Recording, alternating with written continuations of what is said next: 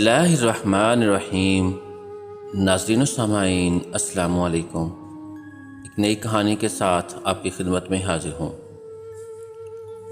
میں 2 سال بعد سعودی عرب سے پاکستان اپنے گھر کو جا رہا تھا۔ میری ساری تیاری مکمل تھی، بس اپنی اکلوتی بیٹی کے لیے کچھ کھلونے خریدنے تھے۔ فضا میری 6 سال کی بس ایک ہی بیٹی تھی اور فضا کو گڑیوں کا ہمیشہ سے شوق تھا۔ میں خاص طور پر فضا کے لیے گڑیا خریدنے ایک بہت بڑے ڈال ہاؤس میں گیا۔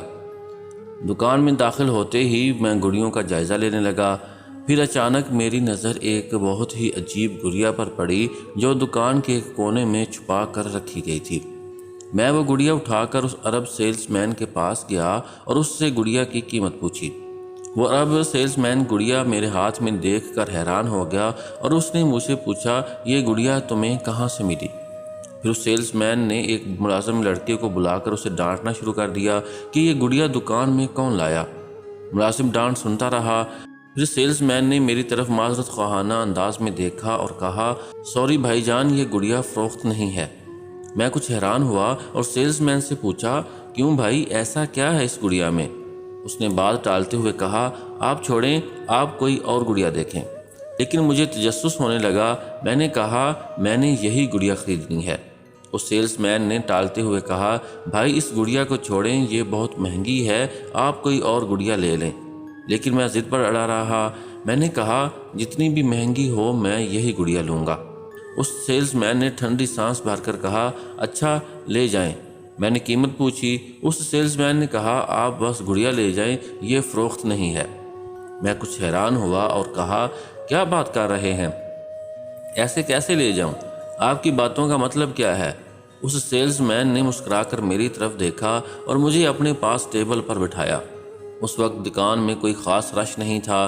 پھر وہ سیلز مین مجھے بتانے لگا، دراصل یہ گڑیا 40 سال پہلے میرے دادا مصر سے لائے تھے اور آج تک بالکل ویسی ہے جیسی اس وقت تھی۔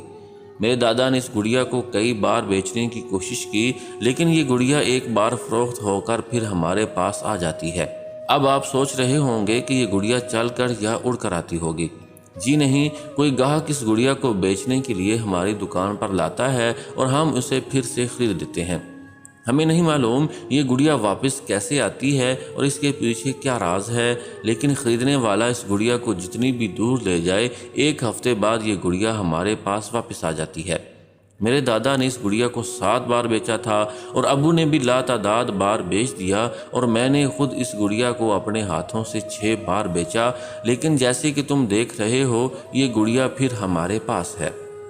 3 سال پہلے ہم اس گڑیا کو ایک کمرے میں بند کر دیا، لیکن یہ ہر بار کسی نہ کسی طرح دکان پر پہنچ جاتی ہے۔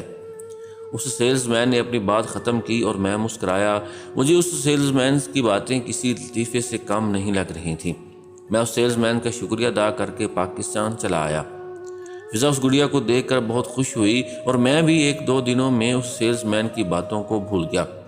فضا اس گڑیا کے ساتھ خوش تھی اور میں فضا کو دیکھ کر خوش تھا۔ مجھے اس سیلز مین کی باتیں خوفناک ڈائجسٹ کی کہانیوں سے زیادہ نہیں معلوم ہو رہی تھیں۔ روٹین کی زندگی جاری تھی۔ میں چونکہ سعودیہ سے نیا آیا تھا، اس لیے میرے گھر مہمانوں کی آمد تھی۔ ایک رات مہمانوں سے فارغ ہوا تو میری بیٹی میرے پاس کمرے میں آئی اور اس نے کہا، پاپا یہ گڑیا بات کرتی ہے۔ میں نے فضا کی بات کو مذاق میں اڑاتے ہوئے پوچھا، اچھا کیا کہتی ہے بھائی آپ کی یہ گڑیا؟ فضا نے بتایا، یہ گڑیا کہتی ہے مجھے چھوڑ دو۔ میں فضا کی بات پر ہنسا تھا۔ اگلے دن فضا کی وہ گڑیا غائب ہو گئی۔ پورا گھر ڈھونڈا، کہیں نہیں تھا۔ پھر میں نے اپنا کمرہ دیکھا، وہ گڑیا میرے کمرے کی الماری میں سے نکلی۔ میں پہلی بار کچھ حیران ہوا، کیونکہ جس الماری سے وہ گڑیا نکلی تھی وہ میری ذاتی الماری تھی اور ہر وقت اس پر تالا لگا رہتا تھا، جس کی چابی بھی میرے خود کے پاس ہی ہوتی تھی۔ پھر وہ گڑیا اس الماری میں کیسے پہنچی؟ خیر، میں نے سوچا شاید فضا اور میری بیوی نے غلطی سے لا کر رکھ دیا ہوگا اس کو الماری میں۔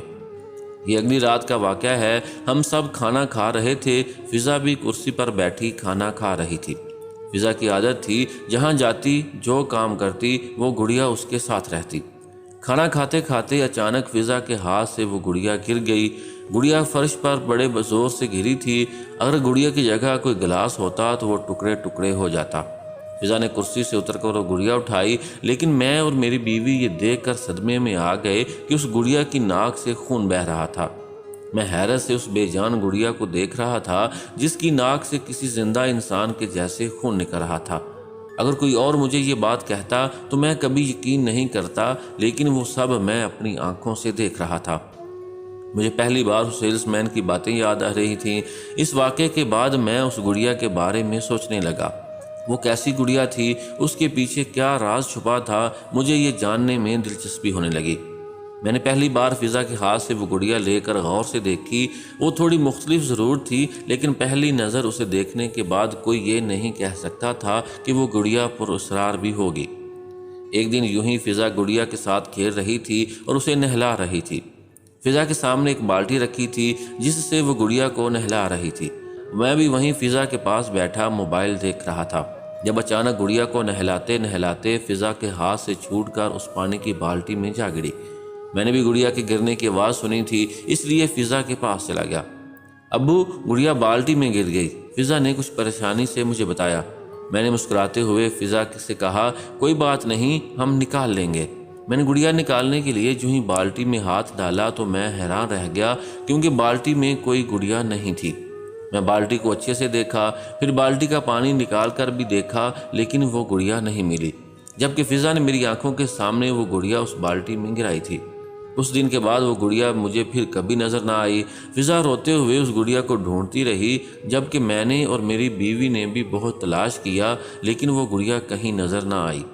مجھے اس عرب سیلز مین کی بات یاد آئی۔ میں نے اس سیلز مین کی دکان کی ویب سائٹ سے دکان کا نمبر نکالا اور کال ملائی۔ تب اس سیلز مین نے کہا وہ گڑیا ان کی دکان پر ہے، اور میں صدمے سے بیٹھا رہا۔ اس دن کے بعد میں کبھی سکون سے نہیں بیٹھا اور یہ سوچتا رہا اس گڑیا کی کہانی کیا ہوگی۔ میں نے انٹرنیٹ سے بہت تلاش کیا، لیکن کچھ نہیں ملا۔ میں نے اس سیلز مین سے دوبارہ رابطہ کیا اور اس سے پوچھا کہ ان کی دکان سے پہلے یہاں کس کی دکان تھی۔ تب اس سیلز مین نے بتایا ایک مصر کا تاجر تھا، شاید اس کی دکان تھی۔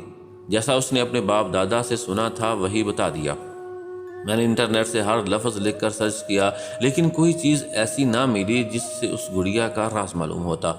میرا تجسس بڑھتا جا رہا تھا۔ مجھے اس گڑیا کے بارے میں جاننے میں دلچسپی تھی۔ وہ گڑیا دیکھنے میں خوفناک ضرور تھی، مگر اس نے کبھی کسی کو کوئی نقصان نہیں پہنچایا تھا۔ پھر ایک دن میں نے اپنے فیس بک آئی ڈی اور کئی گروپس میں پوسٹ لگائی کہ ایسی کسی گڑیا کے بارے میں کوئی جانتا ہے۔ میری فرینڈ لسٹ میں ایک آدمی تھا جسے میں نہیں جانتا تھا، لیکن وہ مصر کا تھا۔ اس نے کمنٹ کیا تھا میری پوسٹ پہ، کیا آپ مصر کی چارلی ڈال کے بارے میں جاننا چاہتے ہیں؟ میں نے کمنٹ میں جواب میں لکھا وہ کون تھا؟ تو اس نے ایک تفصیلی جواب لکھا، چارلی مصر میں رہتا تھا۔ 1930 کے درمیان وہ تجارت کرتے ہوئے سعودی عرب پہنچ گیا، اور وہاں چارلی نے ایک بہت بڑی کھلونوں کی دکان کھول لی۔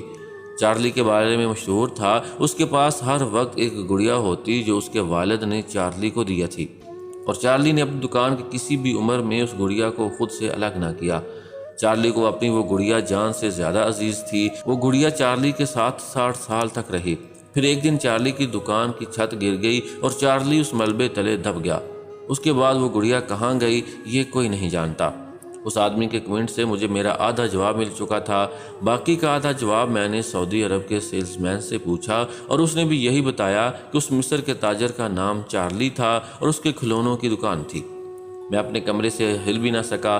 مجھے اس گڑیا کی حقیقت پتہ چل چکی تھی، لیکن وہ حقیقت اس قدر اداس اور دردناک ہوگی یہ میں نے سوچا بھی نہ تھا۔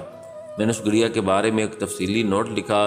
جب اس چارلی کی دکان کی چھت گر گئی اور چارلی اس ملبے تلے دب گیا، تب سعودی عرب کے سیلز مین کے دادا نے اپنی وہاں دکان بنائی اور انہیں ملبے تلے وہ گڑیا ملی جو چارلی کی تھی۔ اب رہی بات اس گڑیا کی، تو وہ وفا کی ایک داستان تھی، محبت کی ایک انوکھی کہانی۔ اس گڑیا کو آج بھی لگتا ہے کہ اس کا چارلی ایک دن واپس آئے گا، اس لیے وہ اس دکان کو چھوڑنے کے لیے تیار ہی نہ تھی۔ میں ایک گڑیا اور چارلی کی وفا پر حیران رہ گیا۔ کیسے لوگ تھے جو مر کر بھی نہ مرے۔ میں نے وہ نوٹ سعودی عرب کے اس دکاندار کو سینڈ کی اور اس نے میرا شکریہ ادا کیا۔ اس نے مجھے یقین دلایا وہ اس گڑیا کو وہی عزت و محبت دیں گے جو چارلی نے دی تھی، اور میں آج تک ایک بے جان گڑیا کی وفا پر حیران ہوں۔ میں آج بھی اپنے موبائل پر اس گڑیا کی تصویریں دیکھتا رہتا ہوں۔ میری بیوی کہتی ہے آپ پاگل تو نہیں ہیں، اور میں اداسی سے کہتا ہوں یہ وفا کی بات ہے، تم نہیں سمجھو گی۔ آہ، کیسے لوگ تھے جو مر کر بھی وفا کر گئے۔